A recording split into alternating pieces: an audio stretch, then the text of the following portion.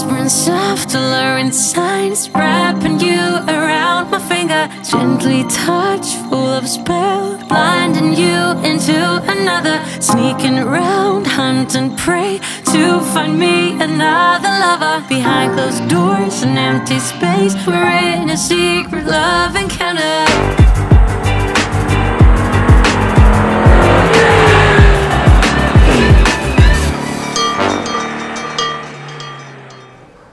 Has Maserati committed a crime? Ladies and gentlemen, a very warm welcome to Maserati Levante.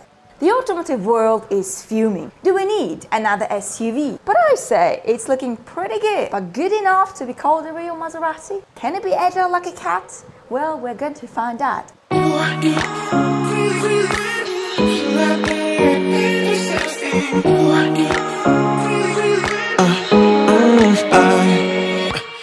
So is Maserati another victim of the SUV hype? There are mixed opinions out there, but I say stop complaining. Levante is a beautiful car and one of the reasons why Maserati has built it. Also, so that the company can remain profitable and ultimately build better cars. Personally, I really like the look of Levante, very posh and stylish, especially this white color.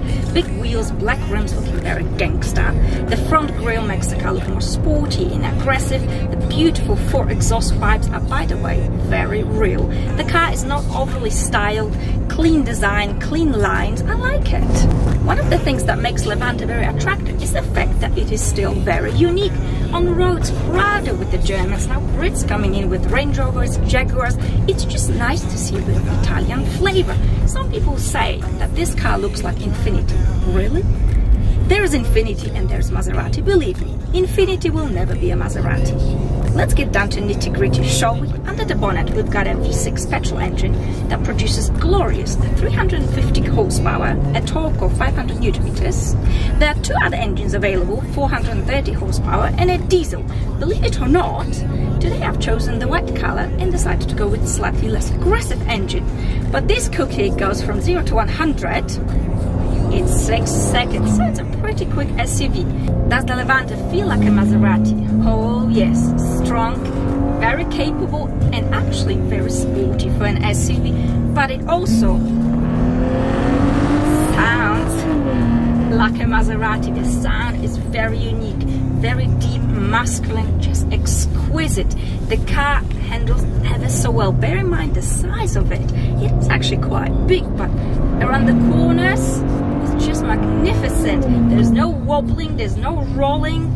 It just becomes this big rocket actually. We're climbing the mountain and it just performs ever so well.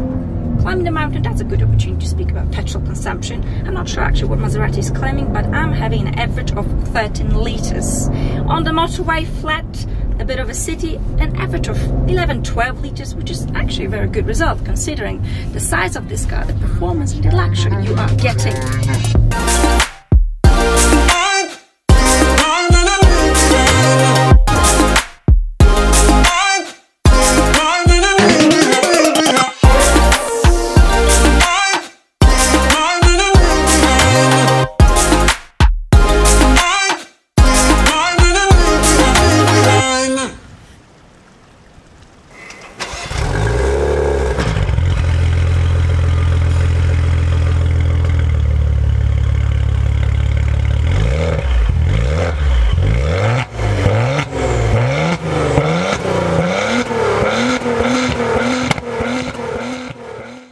Let's discuss the throttle response.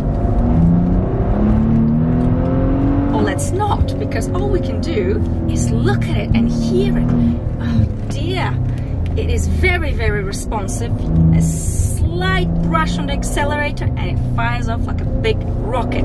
The steering is actually quite heavy for an SUV, but very precise, very pointy.